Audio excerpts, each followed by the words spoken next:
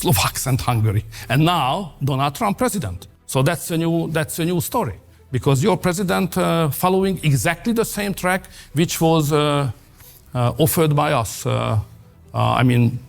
by Hungary in the last 3 years. In the heart of Europe, a storm is gathering, not one of thunder and lightning, but of politics, alliances, and hidden fault lines. For years, the European Union has promised unity, strength, and a shared destiny. But today, as global tensions rise and internal fractures deepen, that promise is under test. From sanctions on Russia to energy deals with Moscow, from domestic elections to foreign summits, Europe is at a crossroads, and what happens here will ripple across the world. Let us begin with one of the quieter but most profound shifts, a new era of transparency in political campaigning.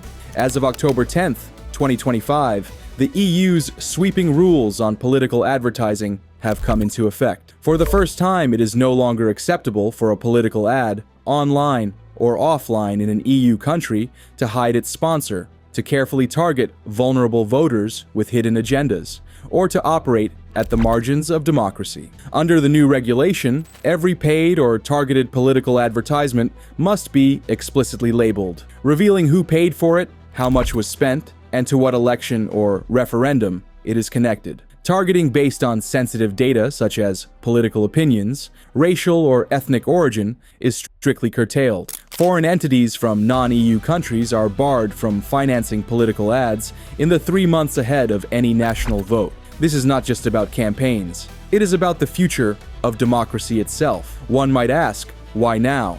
Because Europe has realized that the information era is the new battleground. If you control the narrative, you influence the vote. If you control the vote, you influence the state. And if you influence the state, you influence Europe's future. By demanding transparency, the EU is drawing a line in the sand. Politics must no longer be hidden behind the curtain of data-driven manipulation.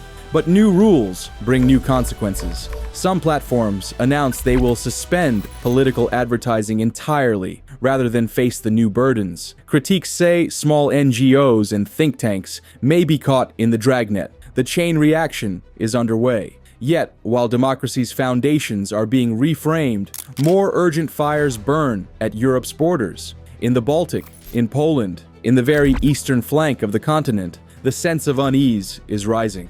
A recent analysis warns Europe lacks coordination as Russia prepares for war with NATO. Analysts point to the creeping hybrid nature of modern conflict. Drone incursions, balloon flyovers, digital sabotage, attacks on energy infrastructure, and say Europe remains ill-equipped. The war in Ukraine is no longer a remote event. It sits at Europe's doorstep and demands more than platitudes. In fact, at its recent summit of October 23, 2025, the European Council declared it will ramp up defense readiness by 2030. The plan: more investment in air defense systems, drones, munitions, anti-drone capability, and streamlined defense procurement. The message is clear: the EU must stop relying exclusively on others and start building its own muscle.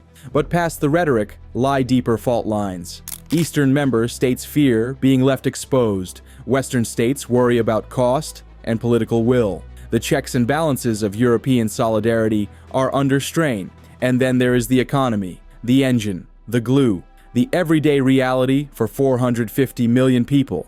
A sudden storm clouds Europe's supply chains. On 25th October 2025, China ramped up export controls on rare earths, key minerals used in everything from electric vehicles to missiles. The dependencies are glaring. Europe builds high-end industry, but very little of the raw material originates inside its borders. The message is clear: strategic autonomy, once a buzzword, is now an existential challenge. Imagine factories in Germany grinding to a halt because magnets used in wind turbines are stuck in a Chinese port. Imagine defense contractors unable to deliver because a chip shortage blossoms into a full-blown crisis. Then imagine the politics: national elections, populist tremors, pro-Russian voices gaining steam. It's not hypothetical. It is the backdrop to the new Europe. In this moment of pressure, internal political tectonics shift as well. The eastern flank of the EU is proving especially volatile. In the Czech Republic, a populist Eurosceptic party, has won power. In Slovakia and Hungary, governments continue to block key EU initiatives or pursue their own path. These events signal a broader pattern.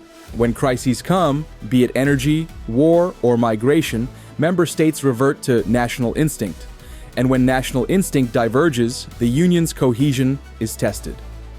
Take the case of Hungary. Viktor Orbán, a man in power since 2010, has repeatedly declared that Hungary should not adopt the euro, calling the EU disintegrating, and warning that tying Hungary's fate more closely to Brussels would leave it vulnerable. In an interview earlier this month, he said, "Hungary should not tie its fate closer to the European Union than now, and adopting the euro would be the closest possible link." This remark is a signal of how far his divergence runs. Consider his energy strategy. Hungary is heavily dependent on Russian energy supplies, and Orban's government has signaled it will resist external pressure to sever ties. At a conference in Moscow in mid-October 2025, Hungary's foreign minister made it clear that cutting off Russia would harm Hungary, and by implication, the EU's push to wean itself from Russian energy.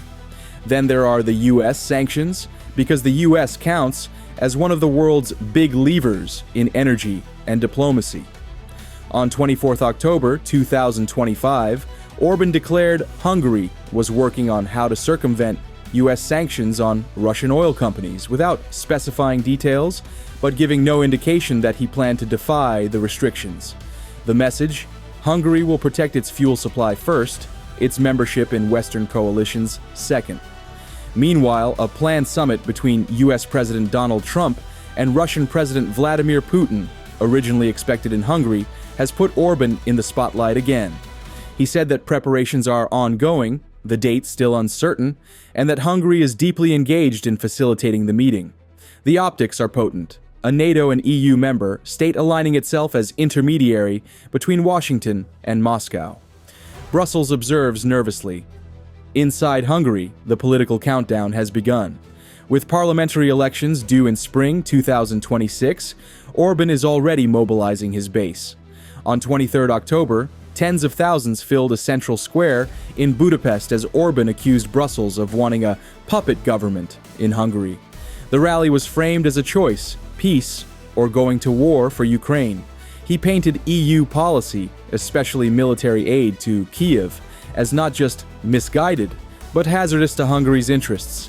He claimed that Brussels sought to squeeze Ukraine into the EU at any price, to bring war into Europe and take EU money to Ukraine. He used language of national defense, external threat, and domestic jobs, and in doing so tapped into voter anxiety about cost of living, inflation, and national identity. For viewers of this channel, yes, I'm talking to you, watching EU politics, the question before you is clear.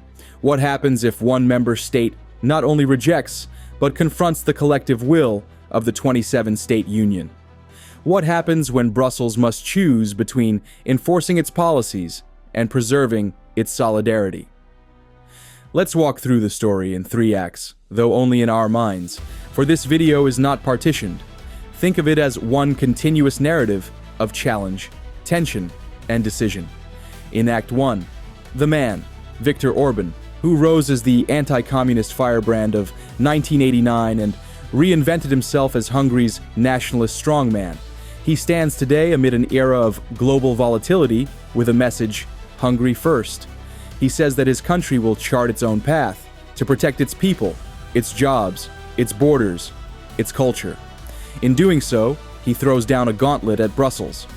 In Act 2, the Union, the European institutions that were built on the idea of pooled sovereignty, mutual obligation, joint destiny. They face a dilemma: how to react when one of their own members acts like an outsider. They must decide, tolerate the dissent for the sake of cohesion, or punish the dissenter in order to preserve the rules. The cost of either choice is steep.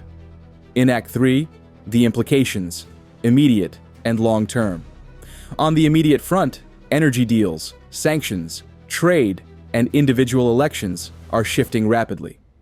On the long-term front, the very architecture of Europe is in flux. If Hungary, under Orban, escapes both sanction and consequence, what stops other states from following? What stops fragmentation? At what point does the union become a union in name only? There are human consequences. Citizens across the continent are understandably anxious. The headlines talk of war, but families talk of heating bills and energy prices.